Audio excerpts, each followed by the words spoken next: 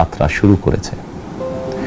দেশে গণতন্ত্র এবং মানুষের অধিকার পুনঃপ্রতিষ্ঠার এই যাত্রা লগ্নে আমি দেশবাসীকে শুভেচ্ছা এবং আন্তরিক অভিনন্দন জানাই। স্বাধীনতা প্রিয়, গণতান্ত্রিক আমি প্রিয়।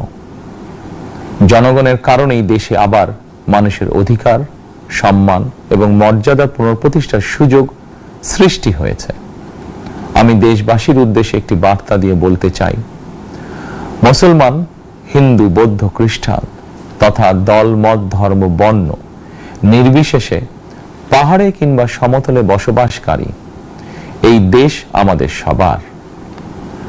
প্রতিটি নাগরিকের জন্যই এই দেশকে আমরা একটি নিরাপদ ভূমিতে পরিণত করতে চাই। একটি স্বনির্ভর, নিরাপদ, মানবিক, গণতান্ত্রিক বাংলাদেশ প্রতিষ্ঠাই বিএনপি সরকারের লক্ষ্য। প্রিয় দেশবাসী, ফ্যাসিবাদের সময়কালে দুর্নীতি, দুঃশাসনে পর্যুদস্ত একটি ভঙ্গুর অর্থনীতি, দুর্বল শাসন কাঠামো আর অবনতিশীল আইন শৃঙ্খলা পরিস্থিতির মধ্য দিয়ে নতুন সরকার যাত্রা শুরু করেছে। আইন শৃঙ্খলা পরিস্থিতির উন্নয়ন এবং কঠোরভাবে দুর্নীতি নিয়ন্ত্রণের মাধ্যমে জনগণের মনে শান্তি, নিরাপত্তা ফিরিয়ে আনাই হচ্ছে আমাদের সরকারের প্রধান অগ্রাধিকার। সারা দেশে জুয়া এবং মাদকের বিস্তারকেও বর্তমান সরকার আইন শৃঙ্খলা অবনতির অন্যতম কারণ বলে চিহ্নিত করেছে।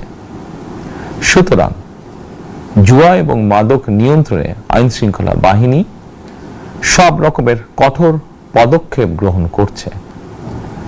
জনজীবনে শান্তি ও নিরাপত্তা নিশ্চিত করতে সরকার সর্বোচ্চ উদ্যোগ গ্রহণ করছে। দেশের প্রতিটি সাংবিধানিক এবং সরকারি, বেসরকারি প্রতিষ্ঠান চলবে বিধিবদ্ধ নীতি নিয়মে। দলীয় কিংবা রাজনৈতিক প্রভাব, প্রতিপত্তি অথবা জোর জবরদস্তি নয়। আইনের শাসন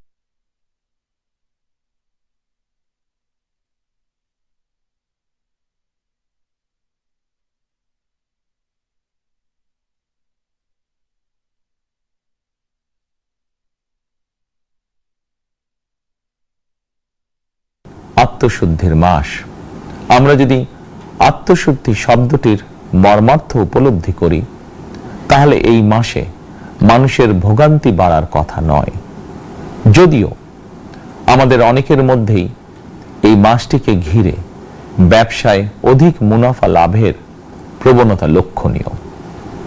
আপনাদের প্রতি আমার বিনীত আহ্বান, রমাদানের পবিত্রতা রক্ষার্থে এই মাসটিকে আপনারা ব্যবসা মুনাফা লাভের মাস হিসাবে পরিগণিত করবেন না। দ্রব্যমূল্য যাতে সাধারণ মানুষের নাগালের বাইরে না যায়, এ ব্যাপারে ব্যবসায়ীরা দয়া করে সতর্ক থাকবেন।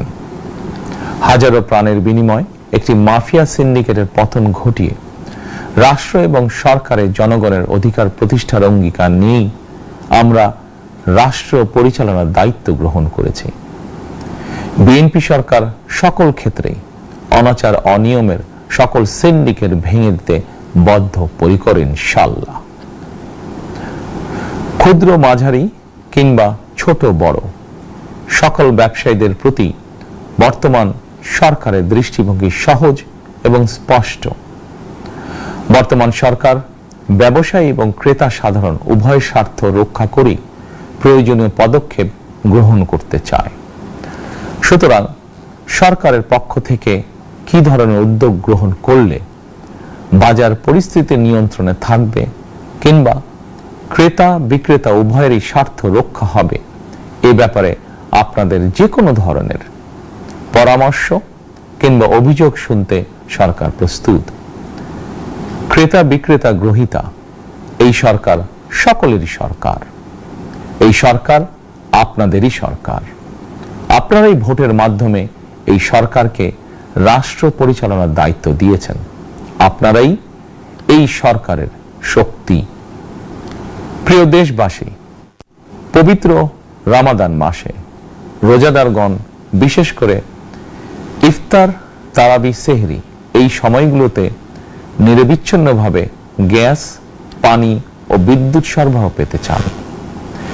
এই বিষয়টি নিশ্চিত করতে এরই মধ্যে আমি সংশ্লিষ্ট কর্তৃপক্ষকে নির্দেশনা দিয়েছি। অপচয় রোধ করে কৃচ্ছ্রতা সাধন প্রতিটি মুসলমানের ঈমানি দায়িত্ব। অফিস আদালতে বিনা প্রয়োজনে কিংবা প্রয়োজনের অতিরিক্ত গ্যাস, বিদ্যুৎ, পানি খরচের ব্যাপারে সচেতনতা অবলম্বন করাও ইবাদতেরই অংশ বলেই আমি মনে করি।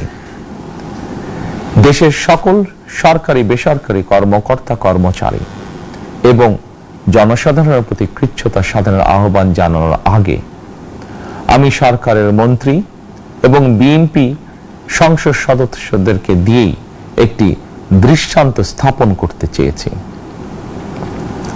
বিএনপির সংসদীয় দলের প্রথম সভাতেই আমরা সিদ্ধান্ত নিয়েছি, বিএনপি থেকে নির্বাচিত কোন সংসদ সদস্য সরকারি সুবিধা নিয়ে ট্যাক্স ফ্রি গাড়ি আমদানি করবেন না এবং প্লট সুবিধাও নেবেন না।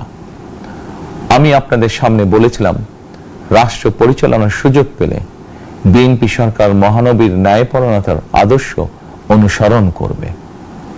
আমি মনে করি বিএনপির সংসদীয় দলের এই সিদ্ধান্ত ন্যায়পরায়ণতার আদর্শেরই একটি অন্যতম প্রতিফলন। প্রিয় দেশবাসী, বিভাগীয় শহরগুলিতে বিশেষ করে রাজধানী ঢাকায় যানজট অত্যন্ত নিয়ন্ত্রণহীন। হাটে মাঠে ঘাটে, অফিস আদালতে জনগণের ভোগান্তির শেষ নেই। জনজীবনের নানা ক্ষেত্রে জনদুর্ভোগ লাঘব করা না গেলে জনমনে স্বস্তিও ফিরবে না। রাজধানীতে জনসংখ্যার চাপ কমাতে বিকল্প ব্যবস্থা গ্রহণ করা জরুরি হয়ে পড়েছে। মানুষ তার নিজ জেলায় কিংবা নিজের বাসা বাড়িতে থেকেও যাতে সহজভাবে সঠিক সময়ে অফিস, আদালত, ব্যবসা বাণিজ্য করতে পারেন, সেই লক্ষ্যকে সামনে রেখেই সারা দেশে রেল যোগাযোগ ব্যবস্থা ঢেলে সাজানোর উদ্যোগ নেওয়া হচ্ছে। এই পরিকল্পনার অংশ হিসাবে প্রথমেই রেল, নৌ, সড়ক এবং সেতু মন্ত্রণালয়ের কার্যক্রম পুনর্বিন্যাস ও সমন্বয় করা হচ্ছে। আমরা মনে করি সারা দেশে রেল যোগাযোগ ব্যবস্থার সহজ, সুলভ এবং নিরাপদ করা গেলে একদিকে যেমন জনগণের শহর কেন্দ্রিক বা নগর কেন্দ্রিক নির্ভরতা কমবে, অপরদিকে পরিবেশেরও উন্নতি হবে। প্রিয় দেশবাসী, আমাদের চারপাশে সমস্যার শেষ নেই, তবে সমস্যার পাশাপাশি সম্ভাবনাও কিন্তু কম নয়।